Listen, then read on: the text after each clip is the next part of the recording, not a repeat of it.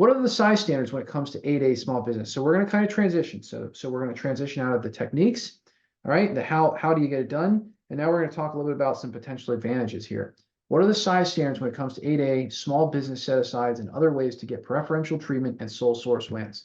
Now, the government's going to tell you they don't do any preferential treatment. I'm going to tell you that's not really quite true. You just have to be the right business to get that preferential treatment. So number one, SBA 8A awards. If your company doesn't meet these requirements, one question that I will ask you to just keep in mind is, could a new company meet these requirements, right? If you're too big for one of these, could you start a subsidiary that could quickly, apply for some of these? So just an idea. You won't be the only one doing it, I promise. And ultimately, at the end of the day, it really just depends on who you are and what your company is. Now, SBA 8A programs are really tricky. Okay, you have to at least be 51% owned and controlled by U.S. citizens who are socially and economically disadvantaged. What does that really mean? I don't know. I don't think it really means those words, but they have to have a personal net worth of $850,000 or less, an adjusted gross income of $400,000 or less, and assets totaling $6.5 million or less. So you've got to understand that not that many mid to large size businesses are going to qualify for this, but boy, are a lot of small businesses going to qualify for this. And let me tell you, they won't be small after their first couple of wins here.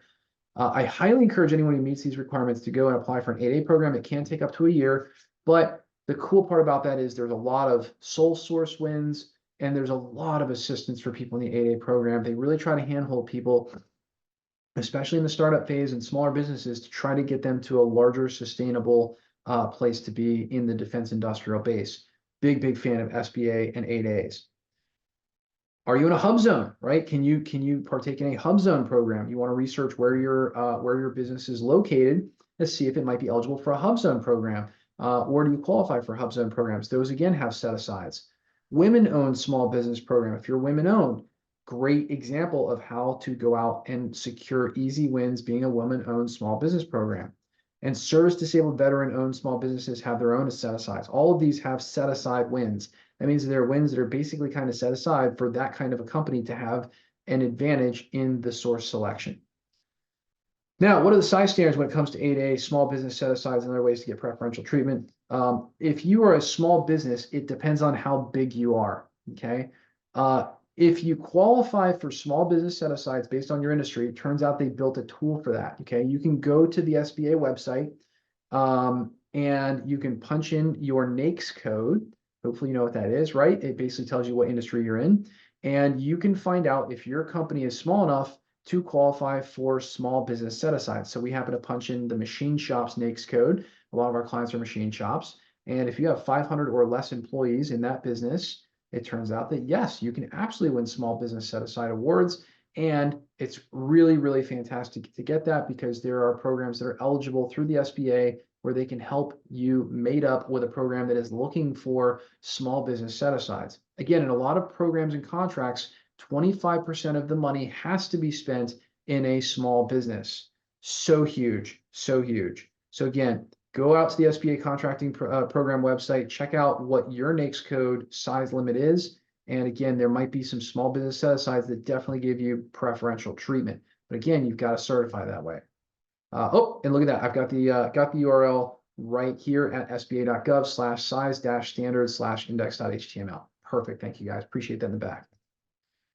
Now, how do I find small business set-aside opportunities? Great question. So number one, there is this thing called the SBA, or the U.S. Small Business Administration.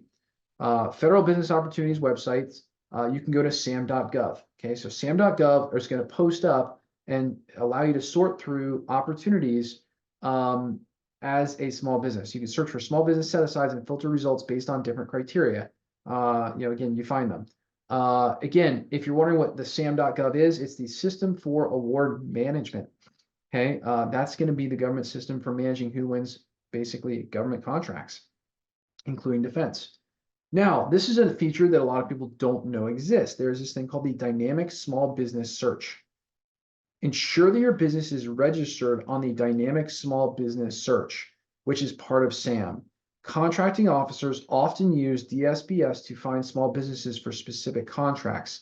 In other words, they can sort of search with much more defined criteria what they're looking for to fulfill that 25% spend small business requirement. Okay. So again, the top option is where you find them, a little bit tougher. The bottom option is where they find you a little bit easier, right? Because they're finding you, it's their idea. Now, we also have set aside specific searches that you can do on SAM. When searching for opportunities on sam.gov, use filters to specifically look for contracts set aside for small businesses, such as 8A, Women-Owned Small Business, HubZone, or the Veteran Disabled Small Business. Okay, again, these are all specific searches you can do on sam.gov, and you've got to do this on a very periodic basis. It changes literally every day, sometimes day to day. Now, how do I find more opportunities? Okay, procurement forecast database. Okay, you can go out and Google the procurement forecast database. Many government agencies publish procurement forecasts that provide information about upcoming contracting opportunities. Check the agency websites and procurement forecast databases to identify potential set-asides. This is so huge because if you know that the opportunity is coming in advance, you can actually call that office and see if you can get any information about that opportunity, make sure it's going to be real, that it's going to come about, and actually really get a head start on your competition. Next, get out there and network. Yes, but only with the right people. Attend industry conferences, trade shows, networking events. These gatherings provide opportunities to meet with government procurement officials. Believe it or not, other people in your industry who can help you win. It's not all competition out there. A lot of people team with other companies to win in government contracting. Prime contractors and other businesses, increasing your chances of learning about upcoming opportunities. Find events that feature relevant matchmaking components. Talk with your local PTAC. If you've never even heard of PTAC, let me tell you, this is another wealth of information, and they usually have a local one. Procurement Technical Assistance Centers, or PTACs, provide assistance to businesses seeking government contracts. Whoa, could you imagine such a thing exists? They can help you identify set-aside opportunities, navigate the procurement process from start to finish, and improve your capabilities statement. I highly recommend going and visiting with the PTAC office and ask them to assign you a representative or a mentor and ask for help, guys.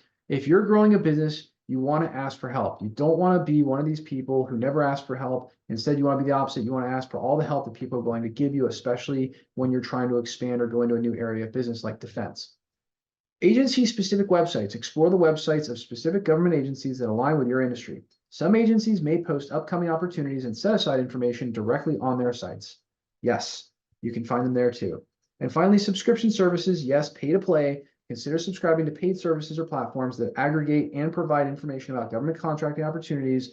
These services often offer advanced search features and notification alerts. And that, to me, that's the critical one, is that these lists can be really, really driven down to the point where you can actually really nail down exactly what it is you're searching for and get it to the point where they are really honed into what you want.